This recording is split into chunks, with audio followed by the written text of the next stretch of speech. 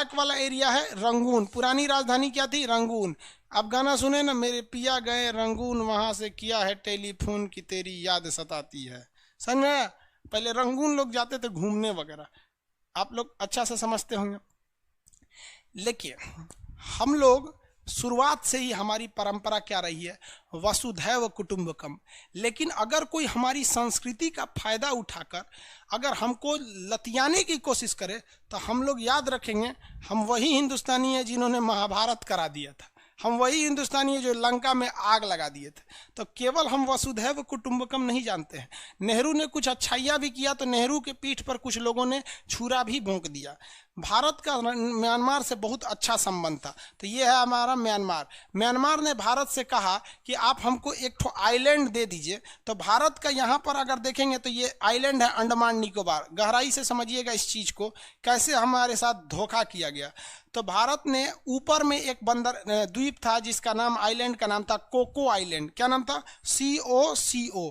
ये cocoa island कहाँ है? तो अंडमान के ऊपर है और म्यांमार के नीचे है। क्वेश्चन क्या आएगा, म्यांमार और अंडमान के बीच में कौन सा आइलैंड है? कोको आइलैंड है। जबकि नीचे में एक और आइलैंड है जिसका नाम है कोकोस। तो हम कोकोस की बात नहीं कर रहे हैं, हम बात कर रहे हैं कोको आइलैंड की। किसकी बात कर रहे हैं? कोको आइलैंड की। तो म्यांमार और अंडमान के बीच में आइलैंड का नाम क्या है? Cocoa island. तो म्यांमार ने कहा भारत से कि ये आइलैंड हमें दे दीजिए क्योंकि हिस्टोरिकली इस पर हमारा अधिकार है। लेकिन उस पर भारतीय सेना का कब्जा था। तो जवाहरलाल नेहरू ने इसे एक गिफ्ट की तौर पे दे दिया कि भाई हमारे पास इतने ज़्यादा द्वीप है, एक छोटा सा द्वीप है, रियली में दे दिएगा तो देने से ज़्यादा तकलीफ नहीं है। तकलीफ साला ये हरामी अब पैदा किया है। कैसे पैदा किया है कि यहाँ सेना का शासन हो गया और ये चोट्टा उठा ना, तो ये वाला द्वीपवा किसको दे दिया? चाइना को दे दिया। कि चाइना, यहाँ चाइना को दे दिया, वो भाड़ा पे दे दिया। और चाइना ने यहाँ पर अपना ट्रांसमीटर और रडार लगा दिया है। ट्रांसमीटर और क्या लगा दिया? रडार लगा दिया। इससे दिक्कत क्या है कि भारत का ये जो अब्दुल कलाम द्वीप है, यहाँ मिसाइलों का परीक्षण होता है और यहाँ आपका सतीश धवन जो है यहाँ पर प्रक्षेपण केंद्र है, श्रीहरिकोटा, यहाँ से रॉकेट का परीक्षण होता है। ये चोट्टा यहीं से दोनों को नजर रख सकता है। तो आप बताइए, इसमें नेहरू ने तो ये सोच के दिया कि हमसे रिश्ते अच्छे हो जाएंगे, खामखा में अभी देश आज़ाद हुआ है, विवाद में क्या फंसे। लेकिन इस हरामी की ना गलती है कि नौटंकी किया है।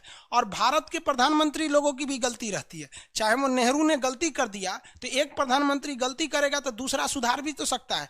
इंदिरा गांधी जब एक देश अलग करा सकती है तो इंदिरा गांधी सुतल थी कि ये कोको द्वीप ले ले। हालांकि इस वक्त इंदिरा गांधी के समय ये चाइना को नहीं दिया था, लेकिन मनमोहन सिंह के समय चाइना को दे दिया। मनमोहन सिंह हाथ पे हाथ रख के चले गए। मोदी जी का भी ये वो कार्यकाल हाथ पे हाथ रख के निकल गया और ये भी निकलेगा, क्योंकि मोदी जी तो इसको कभी सीरियस ले ही नहीं रहे। मोदी जी को भी कहना चाहिए कि भैया देखो म्यांमार, हमने तुमको, हमारे जो जवाहरलाल नेहरू प्रधानमंत्री थे, हमने तुमको गिफ्ट दिया था, तो ये बात सही है, हम तुमको गिफ्ट आज भी देते हैं। लेकिन हमारे शत्रु देश को तुम यहां बचाओगे, ले आओगे, तो हम ये गिफ्ट वापस ले लेंगे। तो आप डिसाइड करो भैया कि तुम ये म्यांमार, तुम चाइना को वापस भगाओगे कि हम द्वीप ले ले। तो इसमें म्यांमार चोट्टा साला कुछ बोलेगा नहीं, तो भारत को कुछ नहीं करना चाहिए। भारत को वैज्ञानिक मुंबई में बैठे हैं सब भाभा एटॉमिक रिसर्च सेंटर पे, इन वैज्ञानिकों को कहना चाहिए कि भैया तुम एगो नया परमाणु बम लाओ और तुम यहां पर अंडमान निकोबार में छोड़ दो।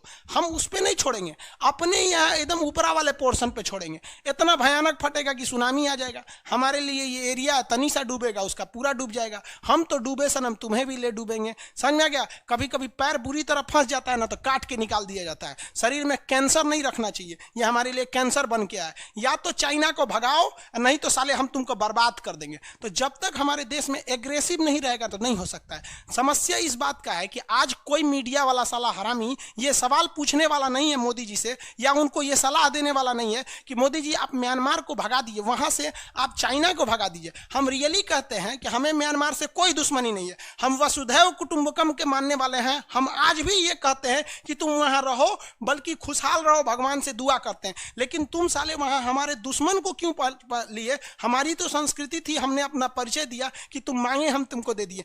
तुम्हारी यही संस्कृति है, तुम हमारे दुश्मन को ले आ दिए, कोई दिक्कत नहीं। हमारी ये भी संस्कृति है कि हम बदला भी लेते हैं और ये लिया जाएगा। इस बात को लिख के रखिए कि कहीं आपको सौभाग्य प्राप्त हुआ कि भारत के आप प्रधानमंत्री बनिएगा तो हमारे लिए ये गुरु दक्षिणा समझ जाइएगा कि आप इसको लेकर आइएगा, और तब हम समझेंगे कि हमारा शिक्षक बनना इस जीवन में सफल हो गया, कि हमारा कोई विद्यार्थी प्रधानमंत्री बना। और आंख में आंख डाल के AK-47 दिखा के लेके आना है कि साले या तो वहां से चाइना से भगाओ, नहीं तो हम तोरा बर्बाद कर देंगे यहाँ पे।